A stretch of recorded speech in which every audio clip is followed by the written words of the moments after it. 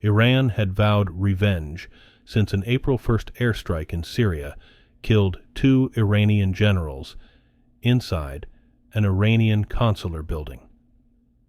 Iran accused Israel of being behind that attack. The Israeli military's spokesman said Iran fired scores of drones, cruise missiles, and ballistic missiles.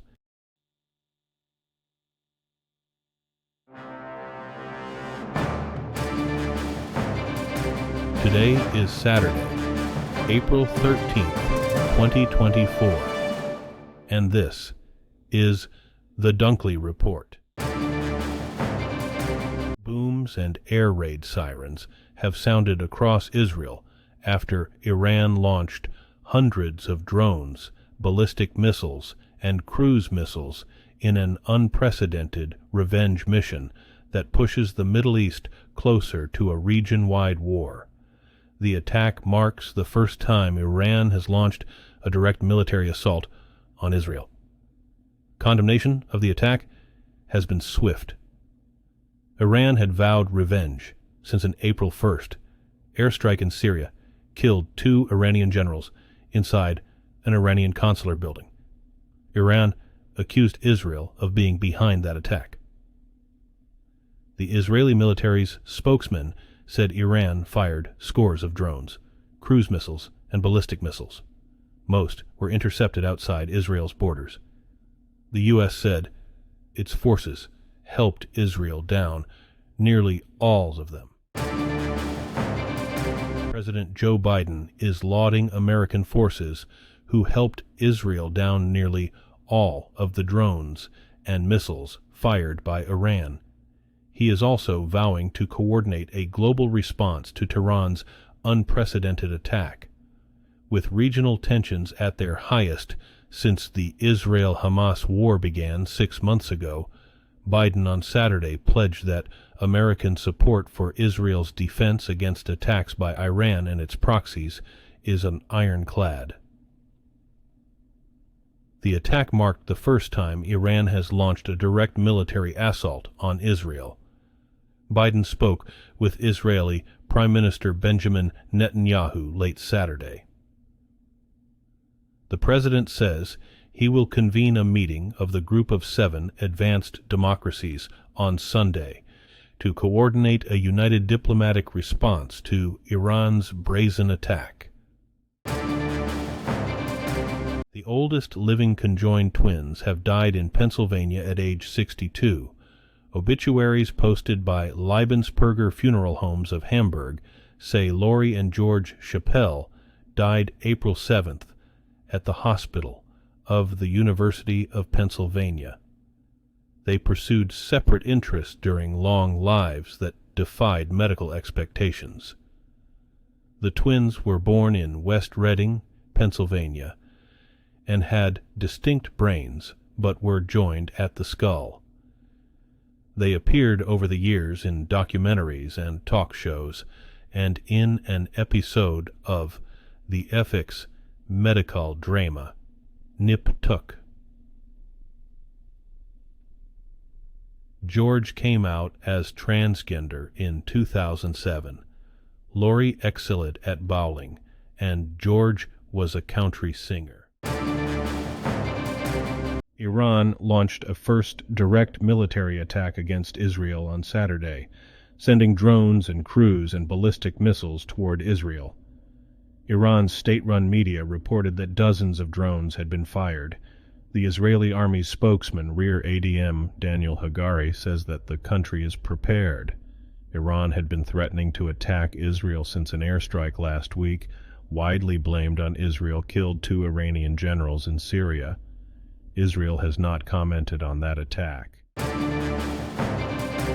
A growing number of progressive candidates are choosing to tell their own abortion stories, and they're doing so more frequently in states that banned abortion after the Supreme Court's 2022 decision to overturn Roe v. Wade. Democrats think that even in many strongly Republican states, voters support their view that such personal choices should be left to women to make for themselves. Democrats say showing voters how hard their own decisions were will help make that case. Recent elections suggest the fight for abortion rights may have real currency. Statewide ballot measures supporting reproductive rights have won big since the High Court's ruling, including in GOP strongholds such as Kansas and Kentucky. Former President Donald Trump lit into New York prosecutors and the criminal hush money case they brought against him during his last rally before what he called a communist show trial begins Monday. Trump spoke on Saturday as Israel was fighting off a retaliatory drone attack from Iran that threatened to tip into a regional war in the Middle East. After a short mention of the attack, which he claimed wouldn't have happened if he were president, Trump turned to an extended tirade against his own legal troubles. No woman has appeared more often before the Supreme Court than Lisa Blatt, who will make her 50th argument this month. No lawyer, male or female, has done it with quite the same mix of humor, passion, and style. And her win-loss record isn't bad either. It's 40-6, with 2 cases yet to be decided. She elicits laughs and the occasional sharp response from the justices, who seem to enjoy Blatt's presentations as much as they respect her legal acumen. Justice Samuel Alito recently told Blatt that she didn't need any help from the Supreme Court bench by any means. Blatt is joining a small group of lawyers who have made as many as 50 high court arguments. Police have identified the assailant who stabbed 6 people to death at a busy Sydney shopping center before he was fatally shot by a police officer. New South Wales police said Sunday that Joel Cauchy, 40, was responsible for the Saturday afternoon attack at the Westfield shopping center in Bondi Junction, in the city's eastern suburbs, and not far from the world-famous Bondi Beach. Police said Sunday that Cauchy suffered from mental health issues, and police investigators weren't treating the attack as terrorism-related.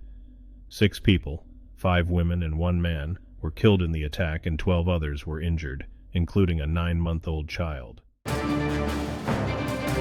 Artist and award-winning children's book author Faith Ringgold has died.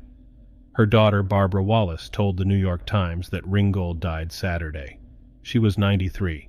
Ringgold was celebrated for her story quilts that combine painting, fabric, and storytelling in addressing issues of race and gender. Her rise to prominence as a black female artist wasn't easy. Ringgold became a social activist who frequently protested the overwhelming whiteness in American museums during the 1970s and 80s. Ringgold's highly personal works of art can be found in private and public collections around the country and beyond. Scottie Scheffler has the lead in the Masters after a wild Saturday at Augusta National, and it wasn't even blowing as hard as the day before. Scheffler had one last birdie for a 71 to give him a one-shot lead over Colin Morikawa going into the final round. They were among 6 players who had a share of the lead at one point. There were charges and collapses. Bryson DeChambeau made double bogey on the 15th and holed out from the fairway for birdie on the last hole. Tiger Woods had an 82, his worst score in a major.